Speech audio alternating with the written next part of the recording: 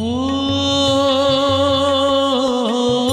मंगल भवन अमंगल हारी, द्रवहु सुदशरथ अजर बिहारी। राम सिया राम जय जय राम। राम सिया राम जय जय राम। ओ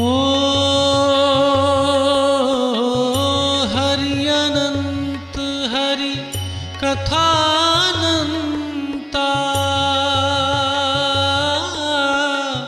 कहहि सुनहि बहु विधि सब संता। राम सिया राम जय जय राम। राम सिया राम जय जय राम।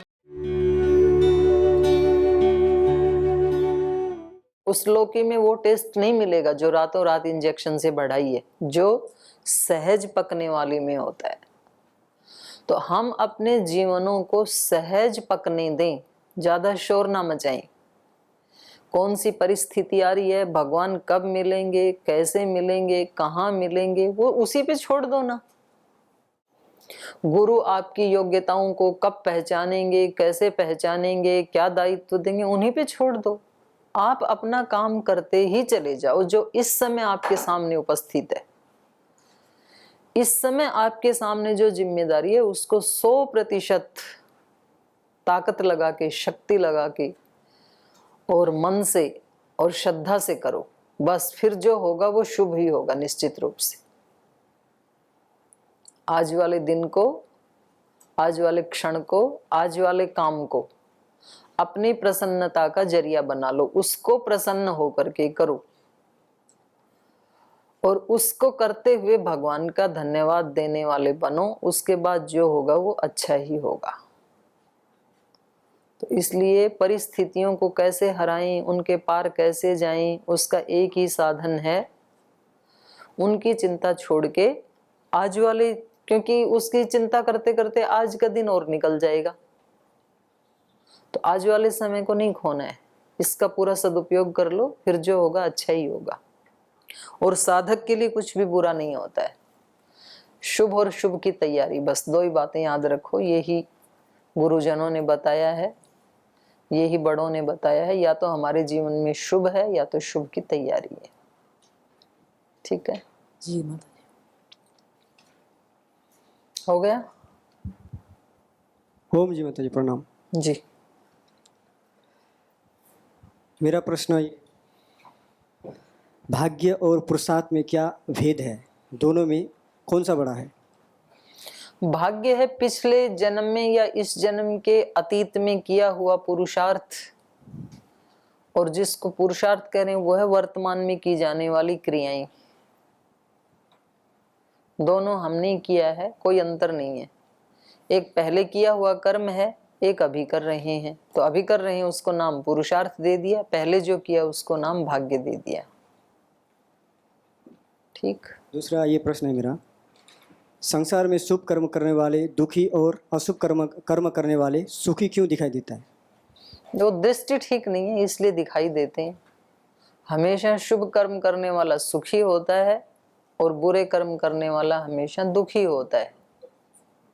तो अपनी दृष्टि को ही ठीक करना पड़ेगा हमें, क्योंकि हमने ठीक और गलत की परिभाषा ये कर ली कि जिसके पास शरीर को ढकने के लिए कीमती वस्त्र हों वो सुखी, और जिसके पास सस्ते वाले वस्त्र हों वो दुखी। ये बिल्कुल ठीक नहीं है।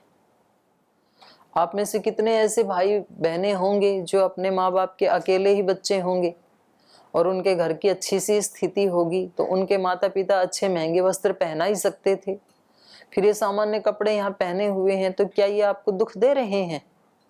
दुख देते तो आप यहाँ आते ही क्यों, अपनी इच्छा से पहने हैं। तो हमने सुख दुख की परिभाषाएं ये बना ली हैं कि बाहर से कोई व्यक्ति ठीक ठाक लग रहा है, उसका शरीर, इंद्रिय आदि के संसाधन, तो वो व्यक्ति सुखी है, और जो बहुत अपनी सादगी में जीता है वो दुखी है। ऐसा हमने सोच लिया। वास्तव में तो सुख दुख ये चित्त की अंदर की जो चीजें हैं अंतःकरण की, तो उसको वो ही व्यक्ति जान सकता है।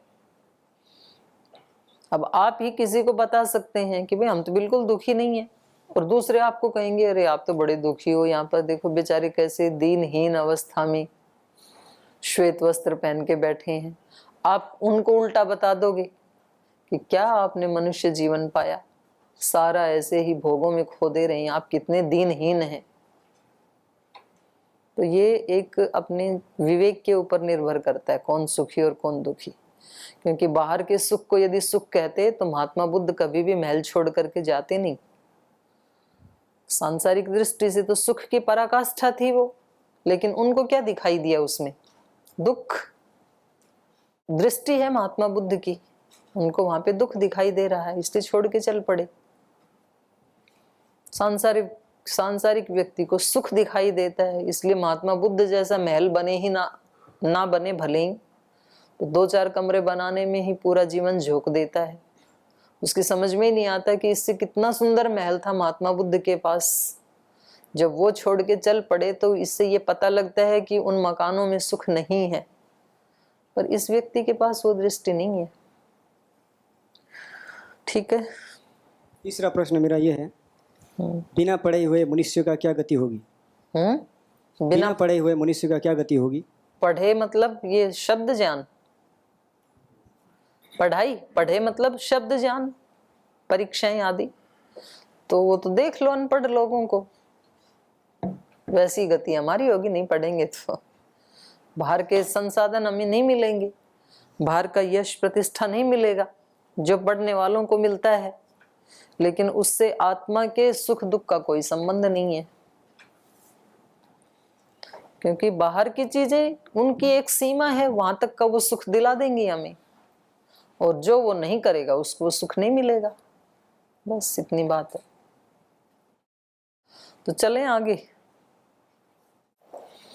सुमंत्र कह रहे हैं, वयम खलु हता राम ये त्वाप्युपवंचिताः कैकेय्या वशमिष्यामः पापाय दुःखभागिनः इति ब्रुवन्नात्मसमं सुमंत्र सारथिस्तदा दृष्ट्वा दूरगतं रामं दुःखार्तो रुरुदे चिरम्। वयम खलु हता राम, हे राम हम तो निश्चित रूप से मारे गए। ये त्वया अपि उपवंचिता, जो हम आपसे वंचित रह जाएंगे, अब आप हमें वापस भेज रहे हैं। कैकेय्या वशम एष्याम, अब हमें कैकेयी के वश में होकर के जीना पड़ेगा। पापाया दुख भागिन, जो पाप करने वाली और दुख देने वाली कैकेयी है, उनके वश में अब हमें रहना पड़ेगा। इति ब्रुवन आत्मसमं सुमंत्रः सारथी तदा दूरगतम रामम दृष्ट्वा दुःखार्तो रुरुदे चिरम। तो इस प्रकार से इति ब्रुवन आत्मसमम, ये उनका जो व्यक्तित्व है उसके अनुकूल बातें ही ये बोल रहे हैं सुमंत्र के। आत्मसमम सुमंत्रः सारथी तदा इति ब्रुवन, अपने व्यक्तित्व के अनुरूप ही बोलते हुए सारथी सुमंत्र ने दूरगतम रामम दृष्ट्वा, राम ने उनको प्रणाम किया और वो अपने रास्ते चल पड़े आगे। तो श्री राम को ऐसे आगे जाते हुए देख करके दुःखार्तो चिरम रुरुदे, बहुत देर तक सुमंत्र रोए, क्योंकि वो श्री राम को छोड़ के आना नहीं चाहते थे।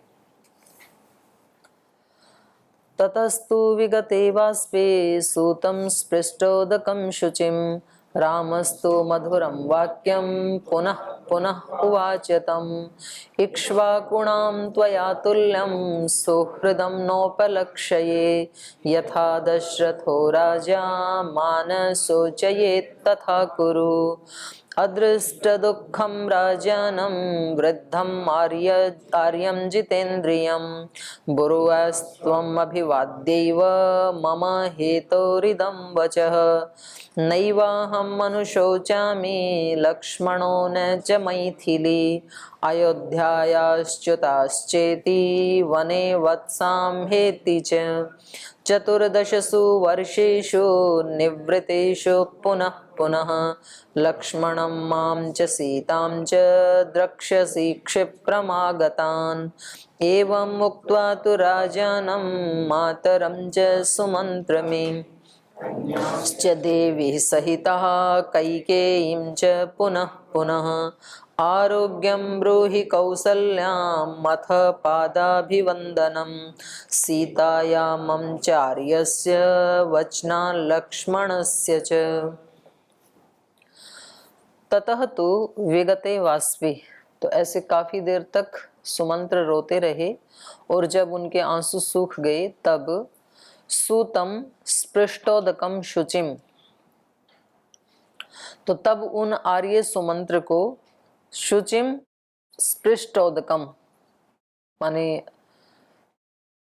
सुमंत्र आचमन करके पवित्र हुए, उदकम स्पृष्ट उन्होंने जल से अपनी आंखें आदि धोई होंगी, पहले रोते रहे काफी देर, उसके बाद शुचिम उदकम स्पृष्ट पवित्र जल को लेकर आंख आदि धोने के बाद रामस्तु मधुरम वाक्यम पुनः पुनः तम उवाच, तो जब वो थोड़े स्वस्थ हुए रोने से तो श्री राम ने उनको बार बार ये वाक्य मधुर स्वर में सुनाए। क्या कहा? इक्ष्वाकुणाम त्वया तुल्यम सुहृदम न उपलक्ष्ये, सुमंत्र को कह रहे हैं कि इक्ष्वाकु कुल में आपके जैसा सुहृद, हम इक्ष्वाकु वंश में पैदा होने वाले जो राजा हुए हैं उनके जो सेवक हैं, उन सेवकों में आपके जैसा सुहृद मैं किसी दूसरे को नहीं देखता हूँ।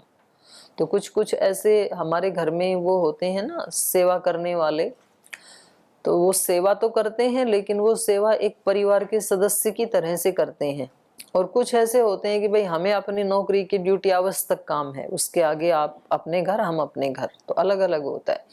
तो जो अपने घर में ऐसे सेवक होते हैं जो एक पारिवारिक व्यक्ति की तरह सेवा करते हैं, तो वो एक परिवार का हिस्सा जैसे ही बन जाते हैं फिर।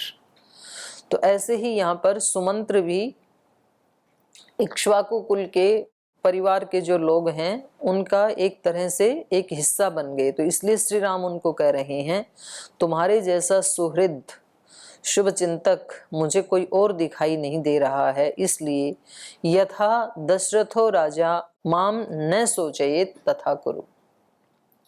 तो बोले इसलिए मैं आपको एक बड़ी जिम्मेदारी दे रहा हूँ, क्योंकि आप इस कुल के एक अनन्य भक्त हैं, एक अनन्य श्रद्धा रखने वाले, एक जिम्मेदारी रखने वाले, समझदारी रखने वाले व्यक्ति हैं। तो इसलिए मैं आपको ये दायित्व दे रहा हूँ कि माँ मुझे लेकर, अर्थात मैं वन में आ गया इस बात को लेकर के महाराजा दशरथ न शोचयित, महाराजा दशरथ दुखी ना हो, तथा कुरु ऐसा कोई उपाय कीजिए।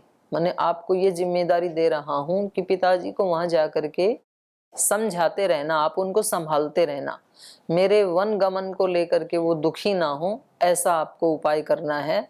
तो इसलिए ये एक बड़ी जिम्मेदारी दे करके मैं आपको भेजना चाह रहा हूँ। वैसे तो मैं नहीं भेजता, कोई सामान्य व्यक्ति होता तो साथ ही ले चलता, लेकिन क्योंकि आप विशेष व्यक्ति हैं और आप हमारे घर के परिवार की परिस्थिति को संभाल सकते हैं, आप उम्र में भी बड़े हैं, ज्ञान में भी बड़े हैं, अनुभव में भी बड़े हैं, तो इसलिए मैं आपको वापस भेजना चाह रहा हूँ।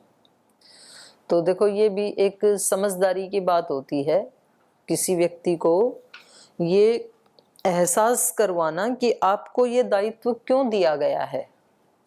और जब उस व्यक्ति को ये बात समझ में आ जाती है तो फिर वो उसको पूरी ईमानदारी से, जिम्मेदारी से, श्रद्धा से करता है।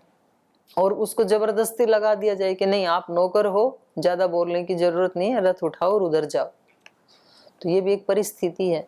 वो व्यक्ति आ तो जाएगा, लेकिन जो समझाने से वो आकर के कार्य करेगा, वो कार्य वो वैसे डांट करके भेजने से नहीं करेगा, बल्कि पूरे रास्ते भर आता हुआ वो बद्दुआएं देगा उसको। बोले ठीक है, राजपुत्र हैं, राजकुमार हैं, लेकिन इसका ये मतलब थोड़ी मैं उम्र में भी बड़ा हूँ, अनुभव में भी बड़ा हूँ, इस तरह से मेरे को आदेश दे करके भेज दिया। हम इनके पीछे पीछे चल रहे हैं, ये कुछ हमारी भावनाओं को समझ ही नहीं रहे हैं, ऐसा थोड़े ना बोलना चाहिए। तो कितने सारे विचार, कितनी सारी नेगेटिव एनर्जी उस व्यक्ति के माध्यम से दूसरे तक पहुंचती है। तो किसी को बताना भी, माने उसकी जिम्मेदारी का एहसास कराना भी एक बहुत अच्छा साधन है, जब हम उसकी नेगेटिविटी से बच सकते हैं। तो जबरदस्ती वाला जो काम है वो ज़्यादा लंबा नहीं चलता है। इसलिए आप लोगों से भी पूज्य स्वामी परमार्थ देव जी ने एक वो भरवाया होगा ना, क्वेश्चनर भरवाया, एक आप लोगों से कुछ प्रश्न उसमें बना के रखे थे। वो इसलिए भरवाया, मैंने बताया था कि आप सबको ये एहसास होना चाहिए, वो एक रिसर्च का पार्ट होता है। भाई जब हम इस कक्षा में बैठने लगे थे तो हमारे चित्त की, व्यक्तित्व की क्या स्थिति, और 2-3 महीने के बाद जब वापस उसको भरवाएंगे तो आपको खुद पता लगना चाहिए। फिर एक हमारी यहाँ पे लैब भी है, उसका भी भरवाने वाली हूँ मैं अभी, मनोविज्ञान की लैब है। तो उसमें कुछ इंस्ट्रूमेंट्स हैं अपने पास, तो वो यहाँ पर मस्तिष्क में लगा करके और वो देखा जाता है। जैसे कुछ मशीनें ऐसी आ रखी हैं कि वो तो तुरंत ही बताती हैं। जैसे वहाँ पर एक बार केरला में जब मैं शांति धाम गुरुकुल में पढ़ती थी तो एक बड़ा यज्ञ करवाया था वहाँ पर, आप्तोरियम याग बोलते हैं उसको। वो सोम याग करने से पहले वो किया जाता है आप्तोरियम, वो उसकी प्रकृति है यज्ञों की। जैसे हम सामान्य यज्ञ करते हैं विशेष से पहले, ऐसे। तो वहाँ पर 8 दिन चला था वो यज्ञ। तो वहाँ एक मशीन ही ला के रखी थी, कोई विदेश से कुछ साइंटिस्ट आए थे, तो वो देखना चाह रहे थे कि इसका प्रभाव क्या है। तो पहले उन लोगों को उस मशीन में उन्होंने टेस्ट किया उनके दिमाग को, तो उसमें रेड लाइट जल जा रही थी, कुछ लोगों का किया। और 8 दिन के बाद जब उन्होंने किया तो उसमें ग्रीन लाइट जल जा रही थी। तो पूरा डेटा और वो कैसे उन्होंने किया वो तो वो ही समझा सकते हैं। पर ये हमने देखा कि वो एक चीज, और वो क्या करते थे, यज्ञ में बैठते थे बस आकर के, पर वहाँ जो मंत्र पाठ हो रहा है, एक वहाँ पर एक साफ सफाई, गोबर से लेपन, पवित्रता का वायुमंडल, वेदों के मंत्रों का उच्चारण, उन लोगों का जो याजक थे उनका जीवन, तो उसको देखते हुए, उसके पास बैठते हुए ही धीरे धीरे उन व्यक्तियों की, बैठने वालों की पॉजिटिव एनर्जी है वो अप हो गई। तो ऐसे अपने यहाँ भी कुछ लैब में ऐसी कुछ मशीनें हैं, तो आप लोगों के माइंड भी चेक करवाएंगे क्योंकि व्यक्ति को जब खुद अपनी आंखों से देख लेता है ना कि रे इसका तो ये फल है, फिर वो व्यक्ति उसके महत्व को और ज्यादा, उसकी निष्ठा हो जाती है, श्रद्धा हो जाती है, तो फिर वो आगे और बढ़ाता है। तो इसलिए व्यास भाष्य में भी कहा कि ये जितना भी अष्टांग योग का हमने वर्णन किया है, किसी एक को भी, छोटे से भी अनुभव को व्यक्ति स्वयं कर ले यदि, तो पूरे अष्टांग योग के प्रति उसके जीवन में फिर श्रद्धा बढ़ जाती है। अहिंसा को, सत्य को, अस्तेय को, ब्रह्मचर्य को, प्राणायाम को, किसी एक चीज को भी साध ले, मतलब उसको अंतिम रूप में जान ले, ये तो संभव ही नहीं है। अब प्राणायाम का रहस्य श्रद्धेय स्वामी जी महाराज ने इतना तो खोज लिया, लेकिन इतना ही जीवन और लग जाए, इतने ही लोग और लग जाएं, तो भी उसका अंत नहीं आएगा कि इतना ही था ये, ऐसा नहीं है। क्योंकि इस सृष्टि में हर चीज अपने आप में अनंत है। एक परमाणु के रहस्य को जानना भी संभव नहीं है, वो भी अनंत है अपने आप में, पर बहुत कुछ उसको मिल जाएगा तो फिर उसकी श्रद्धा बढ़ जाती है। कोई एक छोटे से नियम को भी आप पालन करने लगते हैं तो आपको अंदर से, ठीक आपके पास मशीन तो नहीं है, आपको नहीं पता, पर आपको इतना पता है कि कुछ तो आपको अच्छा लग रहा है, कुछ अच्छा एहसास हो रहा है, तो फिर वो व्यक्ति उस काम में लगा रहता है। पर उसके सामने यदि रिसर्च भी आ जाए, जैसे ठीक है किसी ने कह दिया कि जी गिलोय कैसी होती है, बोले आरोग्य के लिए बहुत अच्छी होती है, तो अब हमारे लाखों कार्यकर्ताओं ने करोड़ों घरों में गिलोय पहुंचा दी और बहुत लोग उसका सेवन कर रहे हैं। तो उनकी छोटी मोटी अनुभूतियां तो हैं जी, पहले खांसी जुकाम बुखार हो जाता था जल्दी जल्दी, अब जब से पीने लगे हुआ ही नहीं है, ये हो गया, 2-4 तो बता देंगे। पर एक गिलोय के बारे में अपने डॉक्टर अनुराग वार्ष्णेय जी, वो जब रिसर्च करके फिर वो बताते हैं कि हमने कैसे कैसे इसका प्रयोग किया, इसमें क्या क्या औषधीय गुण हैं, उसको जब व्यक्ति सुनता है तो उसका एक अलग प्रभाव पड़ता है। हमारे वैदिक धर्म की पूरे देश में सर्वोत्कृष्टता यदि थी तो वो इसलिए थी क्योंकि हमारे ऋषि वैज्ञानिक थे, सर्च करते थे। पूरा वेद, पूरा आयुर्वेद सर्च का विषय है। और जब से इस ज्ञान के ऊपर सर्च होना बंद हुआ तो वो धीरे धीरे फिर डाउन चला गया। वो कुछ लोगों का रह गया, बोले ये वेद, दर्शन, उपनिषद, अष्टांग योग, गीता, रामायण, ये ठलवे लोगों का काम है। ऐसे लोगों ने मान लिया, बोले जिनको कुछ नहीं करना ना जीवन में, जो खाली हैं, जो भगोड़े हैं जीवन से, उनका काम है ये। ऐसा क्यों मान लिया उन्होंने? क्योंकि हम उसकी प्रामाणिकता को प्रस्तुत नहीं कर पाए। अब श्रद्धेय स्वामी जी महाराज ने आयुर्वेद की कुछ औषधियों को प्रस्तुत किया तो आज आयुर्वेद का ग्राफ कहाँ चला गया? 0 से एकदम हाई चला गया ना। ऐसे ही यम नियमों का, प्राणायाम का, ध्यान का, उपासना का, अपने कर्मों को श्रद्धा पूर्वक करने का क्या इफेक्ट पड़ता है हमारे शरीर के ऊपर, मन के ऊपर, आत्मा के ऊपर, इसका भी यदि रिसर्च करें और बताएं कि आपके इतनी देर शांति से बैठने का ये परिणाम है, केवल बैठने का, इस स्थान पे, इस कक्षा में आकर के मात्र बैठ जाने का भी ये परिणाम है, ऐसा यदि किसी व्यक्ति को दिखा दिया जाए रिसर्च करके तो उसकी श्रद्धा बढ़ जाएगी। और फिर वो क्या करेगा? फिर वो मौके ढूंढेगा कि मैं कब कब ऐसी जगह कहीं मेरे को मिले तो मैं वहां जाकर के ज्वाइन करूं। इसीलिए तो लोग जाते हैं कथाओं में, सत्संग में, आश्रमों में, मंदिरों में। अब मंदिर में कोई पूछे मंदिर में जाने से क्या मिलता है आपको, तो वो व्यक्ति आपको अभिव्यक्त नहीं कर पाएगा। आपको कोई सैलरी मिलती है, तनख्वाह मिलती है, क्या मिलता है, क्यों जाते हो सुबह सुबह? तो व्यक्ति क्या कहेगा? बोल जी मैं बता नहीं सकता हूं, आप मेरे साथ चलना शुरू कर दो, फिर आप ही देख लेना। तो कुछ चीजें ऐसी होती हैं वो रिसर्च बेस्ड ही होती हैं। तो हमारा सारा का सारा जो ज्ञान है वो वैज्ञानिक था, रिसर्च होते थे उसके ऊपर, इसलिए सारी दुनिया के लोग यहाँ आते थे। और अब श्रद्धेय स्वामी जी महाराज का फिर वही सपना है कि हम उसको, अब आयुर्वेद की काफी रिसर्च हो रही हैं, ऐसे ही एक योग का भी रिसर्च सेंटर बने। ऐसी रिसर्च होनी चाहिए कि भाई ये प्राणायाम का तो खैर हुआ है, थोड़ा हुआ था अपने यहाँ, और भी ज्यादा उस पे करना अभी पेंडिंग है। ऐसे ही अहिंसा का, सत्य का, ब्रह्मचर्य का, शौच का, शुचिता का। शुचिता से क्या मिलता है? अब ये मोटा मोटा तो तब दिख जाएगा जब दिवाली आती है।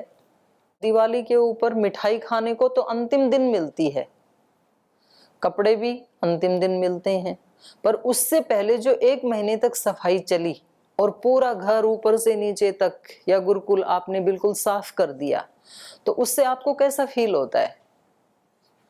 बहुत अच्छा लगता है ना व्यक्ति को। आप अपने ही कमरे को देख लो करके, संडे को आपने अपना पूरा कमरा, गुरुकुल सारा साफ किया, तो क्या मिला आपको? तो स्थूल रूप से तो कुछ भी नहीं मिला।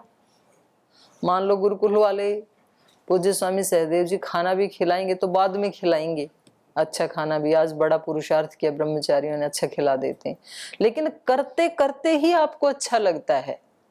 ये शौच का परिणाम है, शुचिता का। शुचिता से, अब ये शुचिता तो बाहर की है, और आप सोचो कि हम अपने अंदर के सारे भावों को, सारे विचारों को यदि शुचिता से युक्त कर लें तो व्यक्ति को कितना अच्छा लगेगा। अब ये रिसर्च का विषय है। अनुभूति तो बिना उसके भी कर लेगा व्यक्ति, पर उसके सामने यदि रिसर्च भी आके बता दे कि इतना प्रतिशत भाग है इसका शौच का, तो फिर व्यक्ति क्या करेगा? फिर वो बुरा सोचना बंद कर देगा, फिर वो बुरा भाव रखना बंद कर देगा, फिर वो आलस से प्रमाद करना बंद कर देगा, क्योंकि रिजल्ट दिख रहा है ना उसको।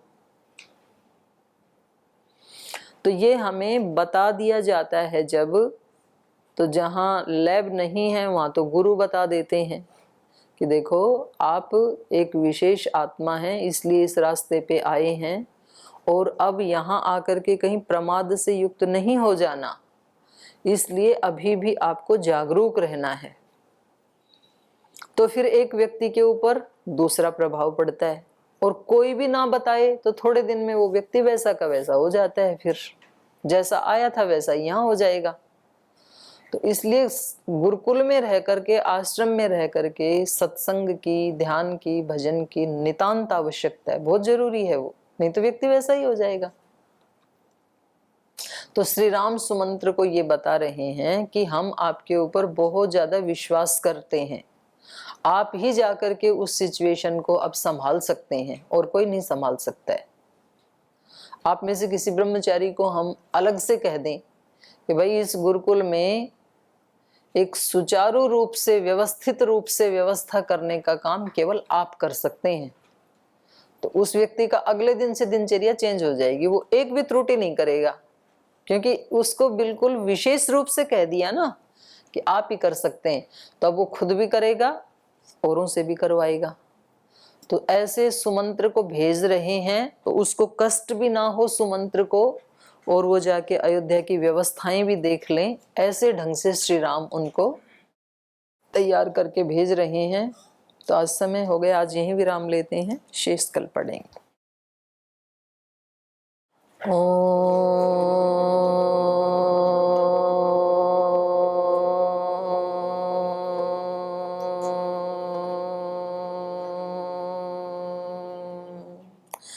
शांति शांति शांति ही।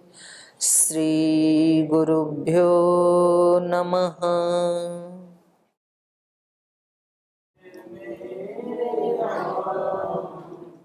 ऐसे